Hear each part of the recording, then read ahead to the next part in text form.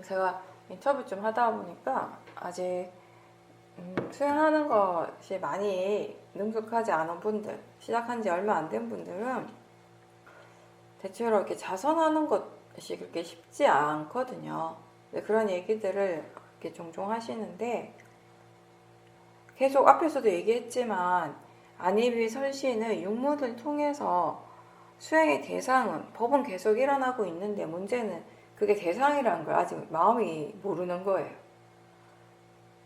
본문을 들을 때 육문을 통해서 일어나는 것이 대상이지 라고 아는 게 결코 어렵지가 않거든요. 쉽거든요. 근데 자선을 하려고 또 행선을 하려고 하면 마음이 그걸 대상으로 받아들이지를 않는 거예요. 그러니까 멍한 상태로 앉아 있으니까 그렇게 하면 재미가 없죠, 당연히. 사티가 잘 되면 1시간 자선하는 것이 결코 힘들지 않거든요. 근데 그 사티가 안 되면 그냥 멍한 상태로 있으면 뭐가 이렇게 대상인지 뭘 수행을 어떻게 해야 되는지 모른 채 그냥 앉아 있으면 10분, 20분도 굉장히 긴 시간이 돼요. 그래서 지겹게 느껴져요. 그게 계속 반복이 되면 자선하기가 싫어지고, 그리고 또 이제 자선을 할 때 그러니까 기본적으로 그래도 기본 30분 이상은 앉아 있잖아요. 30분에서 1시간 정도는 앉아서 수행을 하게 되는데, 한 자세로 그렇게 오래 앉아 있으면 일단 다리가 아프잖아요. 그런 감각들이, 아픈 것이 일어나는 것에 대해서 그건 자연스러운 현상으로 받아들이고, 그리고 나서 할 수 있는 만큼 알아차림을 하면 되는데, 하다가 정 안 되면, 마음이 너무 그것 때문에 힘들면 알아차리면서 사티하면서 자세를 바꾸면 돼요. 왜 바꾸겠어요? 자세를 왜? 마음이 너무 힘들어 하니까 바꿔도 된다라고 하는 거예요. 그냥 조금 불편하니까 바꾸라는 것이 아니라 계속 최대한 수행할 수 있는 만큼을 하려고 하되, 이게 그래도 너무 힘들면 자세를 바꿔도 돼요.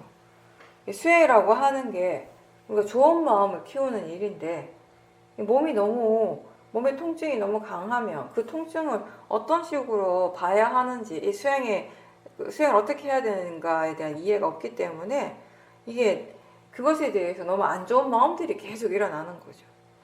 그럴 때는 그냥 바꾸고 싶어 하는 마음을 보고, 또 그 자세가 조금씩 바뀔 때 또 마음의 상태가 어떻게 달라지는지를 이렇게 보면서 바꾸는 거예요. 근데 이제 우리가 하나 여기서 생각해야 될 건, 이렇게 가만히 앉아 있을 때 다리 움직이지 않고 가만히 30분, 1시간 이렇게 앉아 있으면 그런 아픈 것이 일어나는 게 어떻게 보면 당연한 건데, 그걸 자연스러운 현상으로 잘 받아들이려고 하지 않는다라는 거예요. 오히려 그런 것이 일어나면 안 된다고 생각하는 사람들이 더 많아요. 그러니까 그것 때문에, 그 아픈 것 때문에 내가 지금 자선을 잘 할 수가 없다라고 생각하는 사람들이 많은 거죠. 그것 때문에 자선이 잘 안 된다라고 생각하면 마음은 당연히 그 대상에 대한 화가 일어날 수밖에 없어요. 그리고 그걸 빨리 없애야 된다라고 생각하게 되는 거죠. 근데 수행을 안 해도요, 그렇게 우리가 한 자세로 계속 앉아 있으면 다리가 아프거든요. 가만히 보면 수행을 하기 때문에 오히려 그 감각에 대한 이 화의 마음이 더 강해지는 것 같아요. 그래서 우리가 바꿔도 된다라고 하는 거예요. 무슨 말인가 하면, 그게 아파도 바꾸면 안 된다, 바꾸지 않고 수행을 해야 된다라고 이렇게 정해버리면 화의 마음이 더 강해지거든요. 우리가 수행하지 않을 때, 그냥 앉아 있을 때 다리가 아프면 그 아픈 것에 대해서 크게 마음이 반응하지 않는 이유는 뭐냐면, 바꾸면 되니까, 자세를. 그죠? 다리를 그냥 바꿔주면 되니까 거기에 대해서 마음이 크게 반응하진 않는 거예요. 근데 이제 수행을 할 때, 특히 이거 1시간 동안 절대 자세를 바꾸면 안 돼! 라고 스스로에게 뭔가 딱 정해놔 버리면, 그런 식으로 수행을 한다고 하면 이 다리 아픈 이 감각이 본인한테 굉장히 괴로운 것이 될 수 있어요. 힘든 게 될 수 있어요. 근데 그냥 아픈 것만이 아니라 그것 때문에 마음이 괴롭기 때문에 수행하는 것이 어렵게 되는 거죠. 그런 식으로 이제 우리의 마음이 다르게 반응을 하는 거예요. 똑같은 게 아픈 것에 대해서도 다르게 반응을 하는 것이거든요. 그래서 우리는 특히 시험인 수행에서는 수행할 때 뭐 어떤 것을 미리 정하지 말라는 얘기를 많이 하는 거예요. 정해놓기 때문에 일어나는 마음의 번뇌가 너무 많기 때문에 우리는 처음에는 그걸 잘 모르고 수행을 잘 하기 위해서 정해놔요. 이렇게 정해놓으면 수행을 더 잘할 수 있다고 믿기 때문에 정해놓은 것들이 사실 많거든요. 여러분들이 처음부터 시험인 수행하신 분들은 잘 모르겠지만 다른 수행을 먼저 경험하시고 이 수행을 하신 분들은 비교할 수 있을 거예요. 예전에 수행을 할 때는 뭔가 특히 좌선을 할 때 뭔가 이렇게 정해진 것들이 있단 말이에요. 근데 그거를 지키기 위해서 몸과 마음이 굉장히 많은 에너지를 사용을 하게 되는 것이거든요. 그러한 것들을 없이 수행을 할 수 있어요. 정하지 않고도 뭔가를 정하지 않을 때 사실 더 수행을 잘 할 수 있어요. 왜냐하면 정해놓은 곳이 없으면 없는 만큼 우리 마음은 더 편안하게 수행을 할 수 있기 때문에. 수행하는 마음이 편안해야지 수행을 잘할 수 있고 법에 대한 이해가 생길 수 있다라고 하는데 뭔가 정해놓은 곳이 없을 때 이 마음이 더 편안해질 수가 있는 것이거든요. 긴장하지 말고 편안하게 수행하라는 말은 탐심과 진심 없이 수행하라는 거예요. 다리가 아프지만 꾹 참고 내가 1시간을 꼭 잘 채웠다, 2시간을 자선을 했다라고 하는 그 체험 자체가 중요하진 않아요, 우리한테. 그걸 통해서, 그 자선을 통해서, 그 알아차림을 통해서 마음이 무엇을 이해하고 어떻게 달라졌는가를 아는 것이지. 근데 이해한 것이 없을 때에는 사람들은 체험에만 집중하게 되는 거죠. 체험에만, 어떤 체험을 했는가에만 가치를 두게 되는 것이죠. 뭔가 분명하게 이해하게 됐을 때, 어떤 통찰지가 일어나는 순간에는 그 체험 자체는 아무것도 아니에요. 아는 성질인 마음과 대상이 만나서 무엇인가를 알게 되는데, 그러면 그 아는 마음이라고 하는 것이 무색투명한 것이 아니고 자기의 업이라든지 그런 것에 의해 얼룩져 있는 것이 아닌가라고 질문하셨습니다.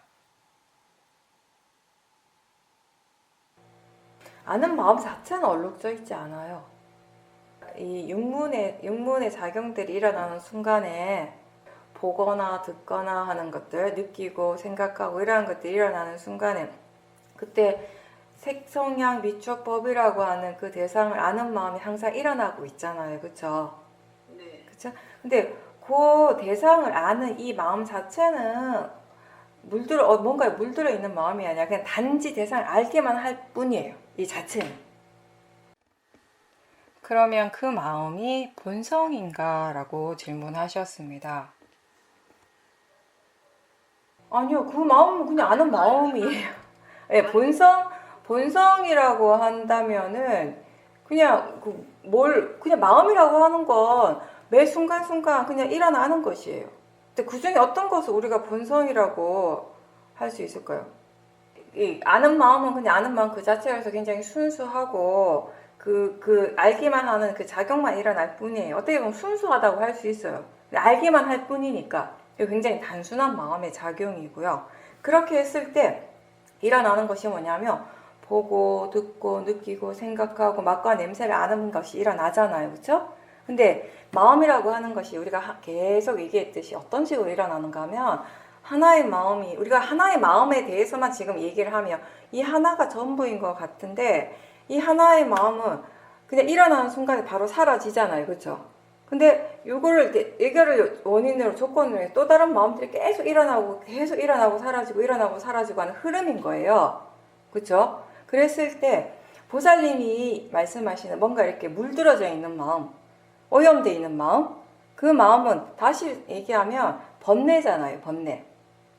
그렇죠? 그 번뇌는 이거 아는 마음이 번뇌가 아니라 이 아는 마음을 통해서 결국 우리가 뭔가를 보고 듣고 느끼고 생각하고 맛과 냄새를 알게 되잖아요. 그죠? 그 순간에 그렇게 대상을 아는 순간에 그 대상에 대해서 우리가 어떤 바르지 않는 견해나 고정관념이 있다면 거기에 이미 번뇌가 일어나는 것이에요. 근데 이게 너무나, 이게 분명히 아는 마음하고 번뇌의 마음은 다른 마음이거든요. 근데 너무나 찰나적으로 일어나고 있기 때문에 우리가 느끼기에는 그냥 같은 거 같은 거죠. 같은 거. 붙어 있는 것 같은 거죠. 우리가 지금 어떤 마음을 알아차린다, 지금 어떤 마음이 일어났다라고 할 때, 우리가 생각하는 건 거기 어떤 단 하나의 마음이라고 생각하잖아요. 그쵸? 근데 사실 그 하나의 마음이 일어났다라고 할 때 거기에는 여러 가지 다양한 마음의 작용들이 함께 일어나고 있어요. 아는 마음은 그냥 단순히 알기만 할 뿐이고, 화의 마음은 그냥 화의 성질일 뿐인데, 그럼 그 화의 마음을 다시 아는 마음이 또 일어나는 것인가 라고 물어보셨습니다. 아는 마음이 있죠. 네, 당연히 그 마음을 다시 아는 마음이 또 일어나죠. 그래서 마음이 끊임없이 일어나는 거예요. 근데 끊임없이 일어나는데 이 각각의 마음은 각각의 지 고유한 성질대로만 일어나요. 그 마음과 마음부스로 나누는 거 아비담마에서 그렇게 나누는데, 여기서 말하는 마음은 식을 얘기를 하잖아요. 그냥 아는 성질, 그쵸? 근데 우리가 수행적으로 마음을 얘기를 할 때는 단순히 이 마음만 얘기는 하진 않죠.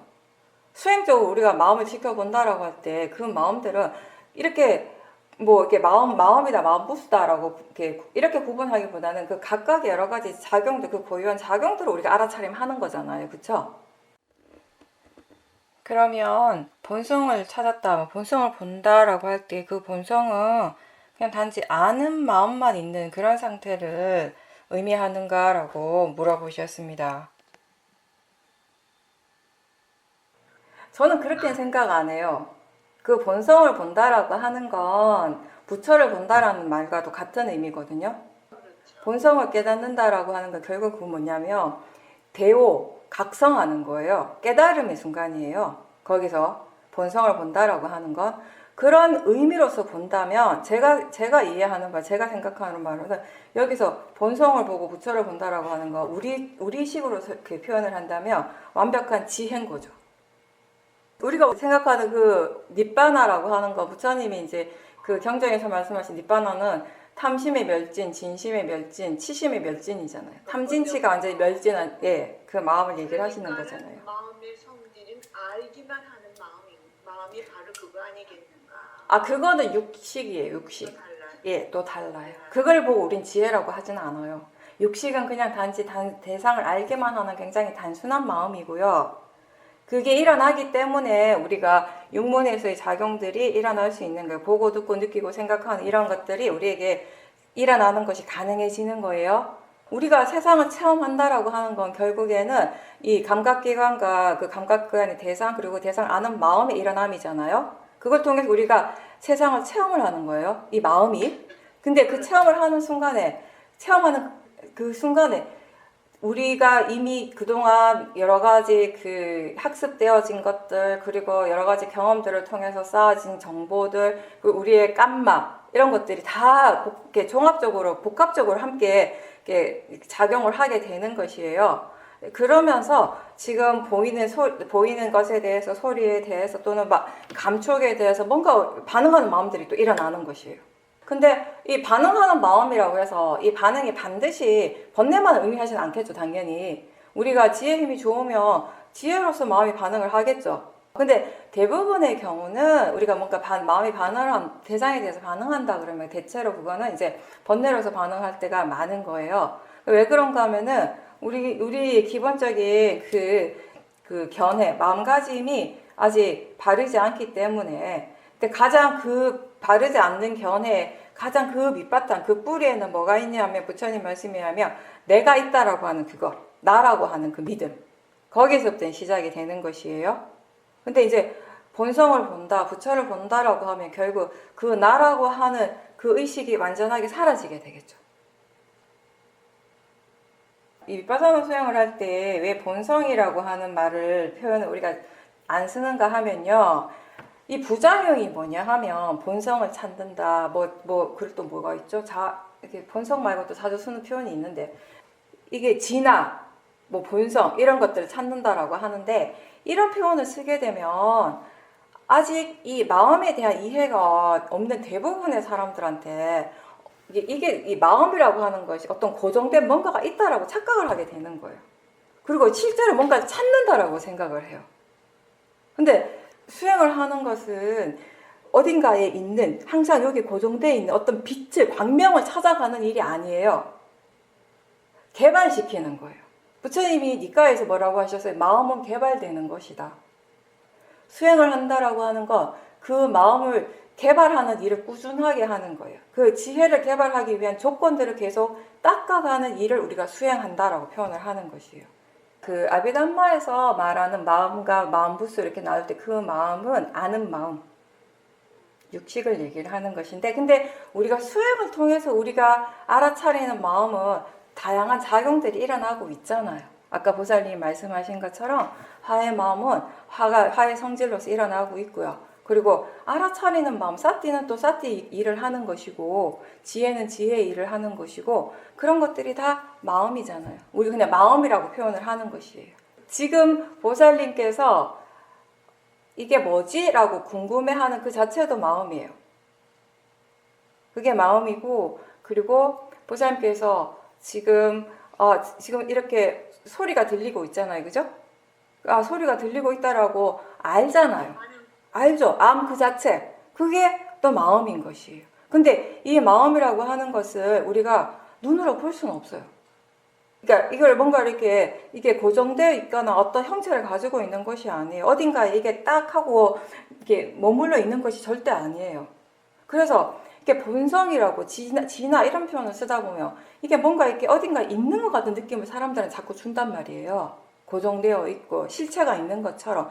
근데 불교에서 가장 중요한 것은 뭐냐면 그 어떤 것도 실체가 있지 않다라는 것이에요. 그냥 지금 이 순간 일어나는 그 자체예요. 그 고유한 성질이 있고 그게 그 성질로서 일어나는 거예요. 일어나기 때문에 우리는 알 수가 있는 거예요. 이게 만약에 어떤 고정된 실체가 있고 어딘가에 머물러 있다면은 우리가 항상 그 머물러 있는 그 부분을 보면 알 수가 있잖아요. 근데 그런 건 아니라는 거예요. 지금 이 순간 일어날 때만 알 수 있어요. 일어나기 때문에 아는 거예요. 대상도 마찬가지예요. 그건 마음만 그런 것이 아니라 대상도 마찬가지예요. 대상도 그 순간에 있는 거. 왜 그런가 하면 대상도 역시 알아지는 성질 그 자체를 우리가 대상이라고 명칭을 붙인 거예요. 표현을 하는 거예요. 마음도 아는 그 성질 그 자체에 대해서 우리가 명칭을 붙이기를 마음이라고 이름을 붙인 거예요. 그래서 소리가 대상이고 느낌이 대상이다, 생각이 대상이다 라고 하는데 그게 생각이 항상 대상인 것은 아니에요. 생각이 지금 이 순간 알아지기 때문에 대상인 거예요. 보살님이 생각은 계속 일어나잖아요. 생각은 계속 일어나지만 그 생각이 대상이다라고 하는 건 지금 이 순간이에요. 지금 이 순간 알아지는 바로 그 순간. 네. 아까의 그 생각이 대상이 될 수는 없어요. 어제의 그 생각이 지금의 대상이 절대 못 되죠. 대상이다라고 하는 건 지금 이 순간 알아진다라는 의미. 그게 전부예요. 수행에서 우리가 마음을 안다라고 할 때, 마음을 알아차린다라고 할 때 그 마음은 여러 가지, 마음 부수도 다 그냥 마음의 작용으로서 얘기를 하는 거니까. 지금 화가 일어났구나, 화의 마음이 일어났구나 라고 그런 정도의 그냥 느낌으로 알아차림하시면 돼요. 왜냐하면 보살님, 우리가 사실 법문을 이렇게 항상 반복해서 하고 이게 식이라고 하는 마음이라고 하는 게 대상을 아는 거다. 그래서 18개라고 하는 것이 6가지 그 육문과 그것에 거기에 각각에 일어나는 색성향 미촉법 있고 그 색성향 미촉법이라고 하는 대상을 아는 마음이 일어난다라고 항상 이렇게 표현을 하는데 사실은 우리가 수행을 할 때요. 그 식 자체를 온전히 알아차림하는 것이 굉장히 어려운 일이에요. 너무나 찰나적이고 그게 절대 쉽지 않아요. 우리가 알아차림이라고 하는 그 자체도 한번 보세요. 알아차린다라고 할 때 그냥 사띠라고 표현을 하지만 결과적으로 우리가 알아차리는 마음은 오력이 함께 있는 마음이라는 거예요. 우리가 어떠한 뭘 알아차리든지 간에 그 마음이라고 하는 것이 기본적으로 이 오온이 함께 일어나는 것이잖아요. 그 오온이 함께 일어난다는 건 뭐예요? 그 마음이 일어나기 위한 기본적인 이 물질적인 토대가 반드시 필요한 거, 그거 색인 것이고 수상행식이 항상 함께 일어나고 있다는 것이. 그런 걸로 해서 우리가 알게 된 어떤 하나의 마음의 작용이 있다는 것이거든요. 그래서 하나의 마음을 우리가 안다라고 할 때, 아, 지금 어떤 마음이 일어났다라고 할 때 이미 여기에 여러 가지 마음의 작용들이 함께 일어나고 있는 것이에요. 그래서 사실 말로 표현을 하니까 별거 아닌 것 같지만 사실은 식이라고 하는 그 마음만 딱 빼놓고 그 마음을 대상으로 온전하게 알아차리는 것도 쉬운 일이 아니에요. 그거는. 근데 그럼에도 불구하고 우리가 뭔가 알고 있다라는 것이 분명하다면 마음을 알고 있는 것이에요. 이론적으로 들어가서 세부적으로 따진다면 이건 굉장히 어려운 일인 것처럼 느껴지는데 다시 얘기를 하면 근데 실질적으로 우리는 이미 알고 있다는 거예요. 또 그거를. 현상적으로는. 그래서 우리한테 중요한 건 뭐냐면 수행적으로 중요한 건 뭐냐면 지금 알아지고 있는 그것을 그냥 계속 알도록 노력하는 그 자체가 되는 거죠. 네. 그렇게 계속 해 나갈 때 이제 알아지는 것들이 이 대상들이 굉장히 미세해지게 되는 거예요. 그랬을 때 좀 더 이렇게 세분화되어지기 시작하거든요. 그러니까 예전에는 그냥 한 덩어리, 하나의 뭉뚱그려진 덩어리, 이게 하나인 것처럼 알았어요. 근데 수행하는 마음이 점점 이게 개발되고 이 오력의 힘이 더 좋아지게 되면 예전에는 그냥 하나의 덩어리, 그냥 하나로 알았던 그 대상이 거기 안에서 여러 가지 다양한 마음의 작용들이 일어나고 있다는 걸 다시 알게 돼요. 그런 식으로 이제 이해가 달라지게 되는 것이죠. 근데 이제 그런 이해가 생기면 또 어떤 이해가 또 생기냐면, 아, 결국 법이라고 하는 거, 실제하는 법이라고 하는 거, 이 마음이라고 하는 거, 혼자서 일어나는 것이 아니라는 거예요. 항상 서로 연기해서 일어나고 있다라는 거. 여러 가지 이 성질이 여러 가지 작용들이 함께 일어나고 있는데 이게 너무나 찰나적으로 찰나 일어나기 때문에 이게 전체적으로 우리는 그걸 하나의 어떤 그런 뭉뚱그려서 보게 되는 경우가 많은 거죠. 그렇게 알게 되는 경우가 많다라는 거죠. 예를 들어서요, 우리가 이 수양하는 쪽에 마음의 힘이 있으면 미세한 마음들을 볼 때 예전에 볼 수 없는 것 중에 이제 보게 되는 것이 의도를 봐요, 의도. 근데 이 의도라고 하는 거 항상 일어나거든요. 근데 우리가 의도라고 일반적으로 사람들이 생각하는 거, 아, 뭐 하고 싶다, 뭐 한다, 뭐 해야, 뭐 할 거다, 이런 거라고 생각을 하게 되는데, 뭘 하려고 한다. 근데 그런 어떤 의식적인 생각을 가지고 하는 거, 뭐 하고 싶어 하는 그런 마음뿐만 아니라, 우리가 수행에서 말하는 의도는 사실은 말을 하지 않는 그런 의도가 더 많아요. 뭘 해야지라고 하는 것이 아니라, 말 없이 일어나는 마음이 있다고요. 그러니까 몸을 움직일 때 의도가 반드시 있어야 되거든요. 근데 이게 몸을 움직일 때 제가 지금 팔도 움직이고 손가락도 움직이고 머리도 움직이고 몸통도 움직이는데 이게 하나의 의도라서 움직이는 게 아니라는 거예요. 각각의 의도가 있다라는 것이에요. 그러니까 몸을 움직일 때 그 움직임이 일어나게 하는 것이 결국 마음의 에너지, 마음의 힘, 그 자체를 우리는 의도라고 또 불러요. 그리고 모든 이런 움직임들은, 몸의 움직임은 의도가 있어야 가능하고요. 숨을 쉬는 것도 마찬가지로 호흡을 한다라는 것도 우리가 호흡하기 위해, 숨 쉬기 위해서 내가 어떤 식으로도 의식적으로 뭘 일을 하진 않잖아요. 근데 숨을 쉴 수 있는 건 마음이 일을 하고 있기 때문이라는 거거든요. 눈을 깜빡이고 하품하는 것, 심지어 이 내부 장기들이 소화를 할 때 뭐 장을 운동하고 위가 움직이고 이런 것들도 다 의도가 필요하다라는 것이에요. 친구하고 옛날에 어릴 때 눈싸움을 하잖아요. 이렇게 눈을 누가 더 이렇게 오래 뜨고 있는가. 그럴 때는 눈을 감지 않으려고 막 애를 쓰고 눈을 부릅뜨고 있잖아요. 네. 그럴 때는 막 눈을 뜨고 있으려고 하는 의도가 굉장히 분명하잖아요.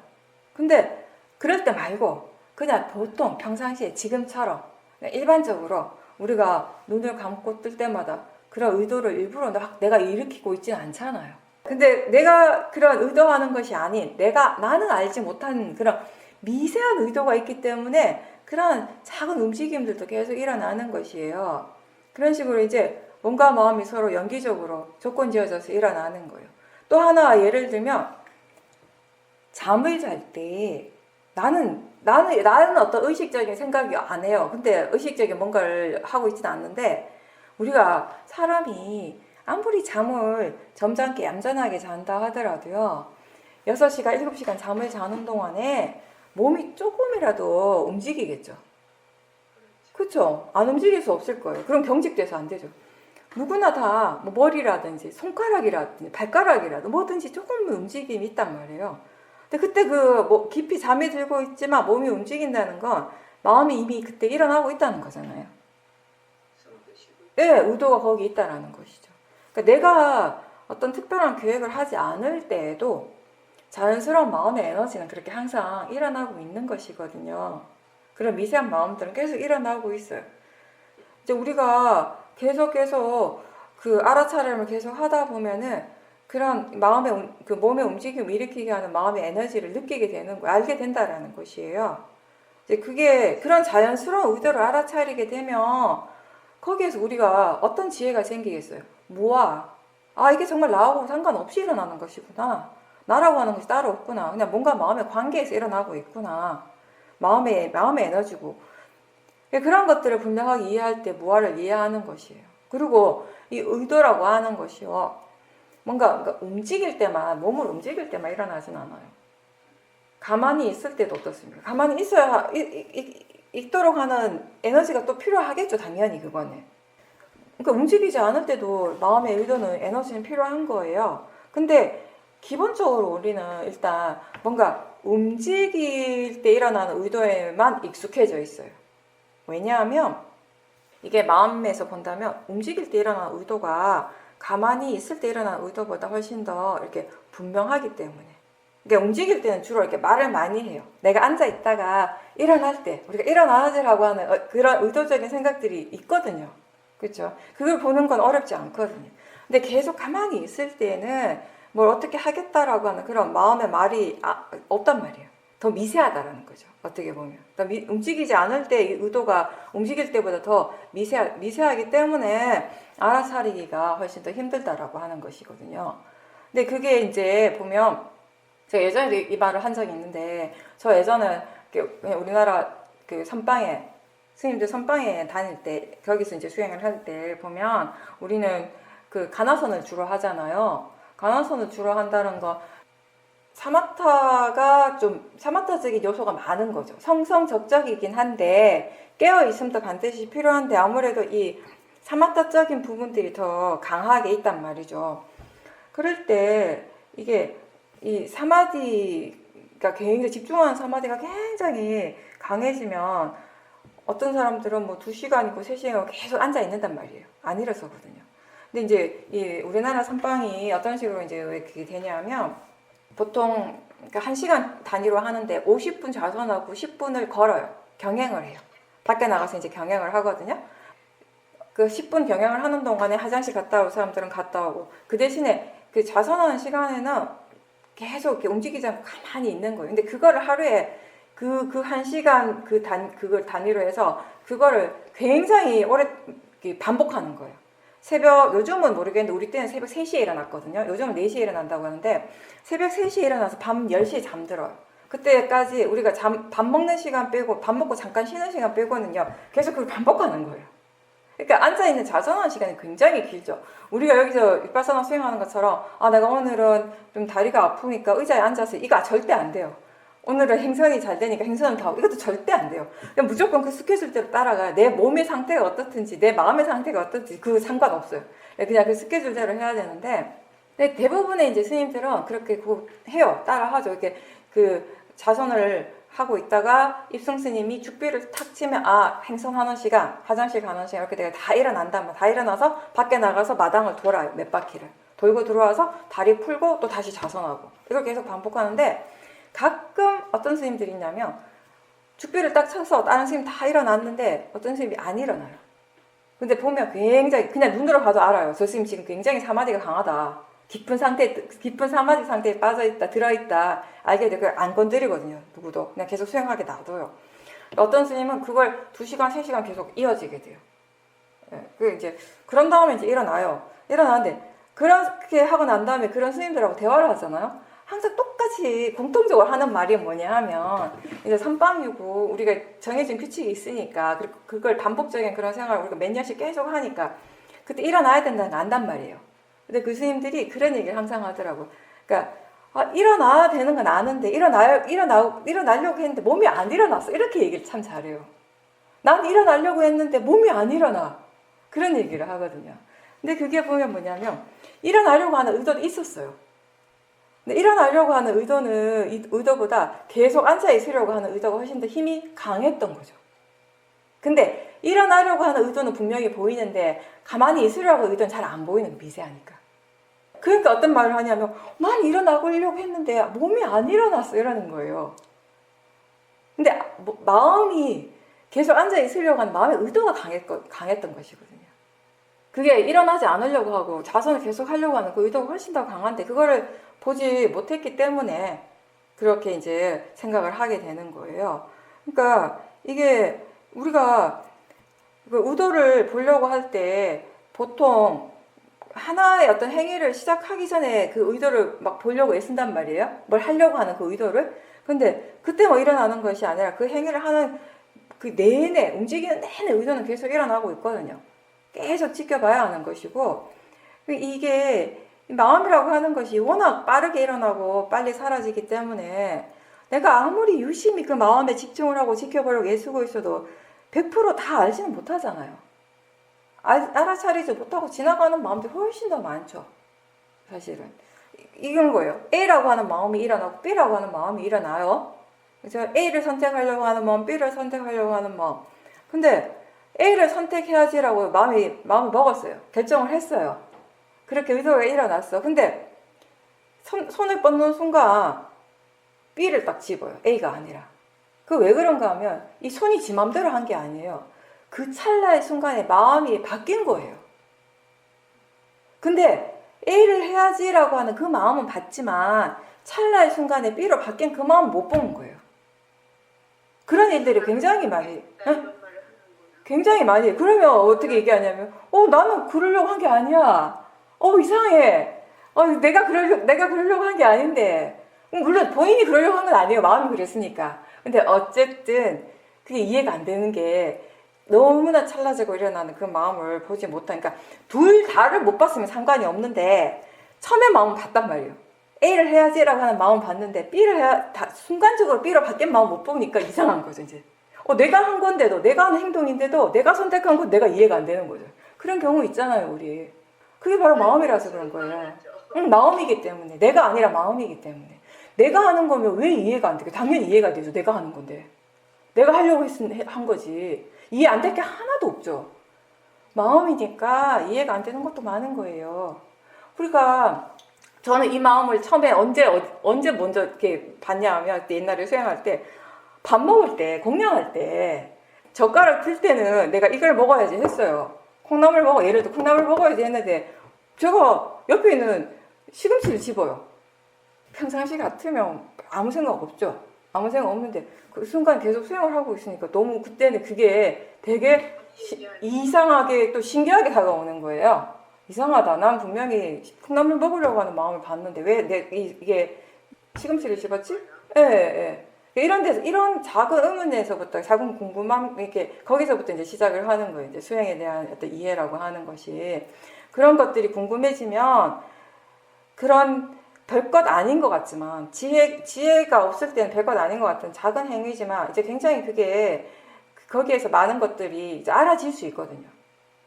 궁금해할 때, 관심을 가질 때. 찰나찰나 마음이 그렇게 일어나기 때문에 예전에 제가 호두마을에서 수행 인터뷰할 때 이런 얘기 굉장히 많이 들어요. 수행자들한테. 자기는 제가 제일 이렇게 기억에 오래 남는 게 자주 얘기했지만 어떤 젊은 보살이 그 찰떡 공양이 들어가고 찰떡을 이만큼 쌓아놨는데 자기가 이제 너무 찰떡을 너무 좋아해가지고 기분이 너무 좋았던 거예요. 떡을 먹을 수 있다. 수행센터에서 떡을 먹을 수 있다는 사실이 너무 좋아가지고 근데 이제 또 이게 찰떡이 크기가 조금씩 다 달랐어요. 조금 큰 게 있고 작은 게 있고 본인이 이렇게 생각했대요. 내가 수행하러 왔으니까 수행자니까 작은 거 집어야지. 좋은 마음으로.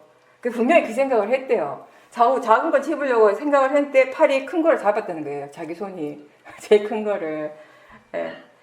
그 작은 거를 집으려고 하는 마음의 의도도 분명히 있었죠. 그런 마음이 없었던 건 아니에요. 자기가 착각한 건 아니에요. 그렇게 생각을 분명히 했고 그 마음은 일어났고.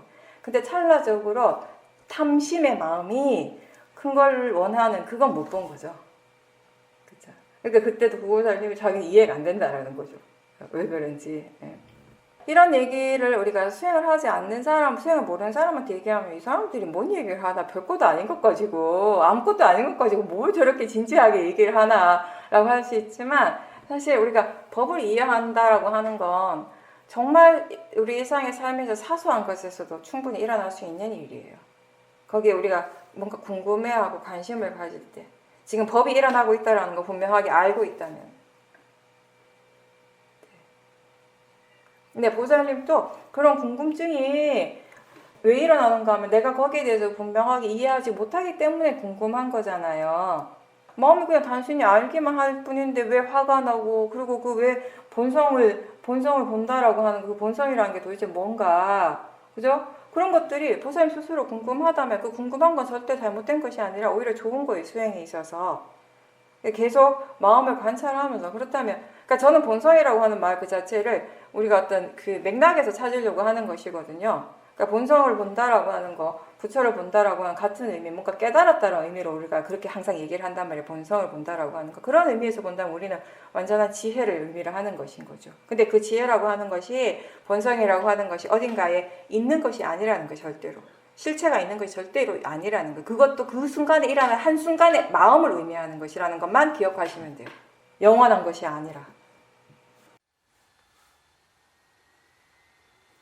보살님께서는 정신적으로 많이 힘들어하는 사람과 전화통화를 하게 되었는데, 그때 이제 대화를 할 때 혹시 내가 상대방에게 뭔가 이렇게 조언을 할 때 나를 내세우고 있는지 아니면 마음을 대상으로 계속 지켜보는지를 확인하면서 말을 하셨다고 했고요. 그리고 대화를 하다가 보니까 스스로 이제 무엇이 힘든지, 그리고 어떻게 하면 그 고통에서 벗어날 수 있는지에 대해서 마음이 이제 알고 있다라는 것을 다시 한번 알게 되었다라고 하셨습니다. 육문에서 일어나는 것들을 단순히 그냥 알기만 하는 것, 그걸 통해서 그렇게 복잡하고 꼬여진 그런 문제들을 이렇게 풀어낼 수가 있는데, 이제 그것에 대해서 이제 상대에게 이야기를 해주면서 이 말을 상대가 또 그대로 받아들이고 얼마나 이해하고 하는 건 또 그 상대의 몫이고, 나는 내가 이해하는 것을 그대로 이제 바르게 전달을 하는 것이 전부라고 하는 그런 생각으로 대화를 했다라고 하셨습니다. 학교 공부도 그렇고 수행에서도, 수행을 통해서 뭔가 그 이제 지혜가 생기고 할 때 이제 법에 대해서, 수행에 대해서 다른 사람과 대화를 할 수 있잖아요. 특히 이제 다른 사람이 나한테 뭔가 이렇게 물어보고 법에 대해서 이제 대답을 해주고, 물론 그 동생분은 법에 대한 질문을 한 건 아니지만 삶에 좀 뭔가 이렇게 본인이 부딪히고 있는 어려움에 대해서 물어봤지만, 보살님은 거기에 대한 답을 구하는 마음이, 이렇게 법을 이해하는 마음, 그걸 기본으로 해서 이제 답을 하신 거니까, 그죠? 그렇게 우리가 법에 대해서 이야기를 할 때, 다른 사람에게 이야기를 할 때, 이렇게 좋은 점이 뭐냐면, 내가 무엇을 분명하게 이해하고 있는지, 또 내가 무엇을 아직 이해하지 못하는지, 이런 것들에 대해서 더 분명하게 드러나게 되는 것 같아요. 그냥 혼자서 생각하고 그럴 때 지나갈 때 어렴풋이, 이렇게 이걸 아는구나, 이런 생각을 하는 것도, 막상 다른 사람하고 대화를 하고 다른 사람한테 뭔가 이렇게 얘기를 해주려고 할 때는 나의 그 이해가 충분하지 않다라고 알아질 때가 또 분명하게 있거든요. 근데 이제 이번에는 그 대화를 통해서 보살님께서 뭔가 우리가 수행을 한다라고 하는 거 그 자체는 크게 뭔가 특별한 건 아니라는 거예요. 그죠? 육문을 통해서 일어나는 것들을 계속 알고 하는 거, 알아차림하는 거, 그 자체는 특별한 것이지 아니지만, 그걸 오랜 세월 동안, 그리고 굉장히 진지하게 열심히 꾸준하게 수행을 하니까 지금의 마음이 이만큼 이해하고 있다라는 것을 또 새롭게 느끼신 것 같아요. 우리가 대화를 할 때, 다른 사람과 대화를 할 때 또 중요한 거는 그 마음가짐의 부분인데, 뭔가 이제 그 상대방에게 도움이 되는 그런 말을 할 때, 도움이 되고자 하는 말을 할 때, 은연중에 또 우리가 자신도 모르게 상대가 내 말에 대해서 충분하게 받아들이고 많이 이해했으면 하는 그런 생각을 가지고 이제 얘기를 할 때가 많잖아요. 그쵸? 특히 이제 자식에 대해서 부모 입장에서 어떤 얘기를 하거나 선생님의 입장에서 제자에게 어떤 말을 할 때 특히 그런 부분들이 많은 것 같아요. 내 말이 그대로 받아들여지기를 원하는 그런 마음들이 많은데 결국 나는 내가 이해하는 마음, 이해하고 있는 것을 또 지금 내가 할 수 있는 만큼 하는 것이 거기까지가 내 몫이고 그거를 얼마만큼 받아들이는가 그리고 받아들이고 얼마만큼 본인이 실천하려고 노력하는가 또 상대방의 몫이니까 네. 그런 것들 우리가 기본적인 마음가짐으로서 알고서 대화를 하면 확실히 이 대화가 훨씬 더 말을 하고 있는 내 입장에서 훨씬 더 편안하고요. 또 상대도 알게 모르게 더 편안하게 들을 수 있는 것 같아요.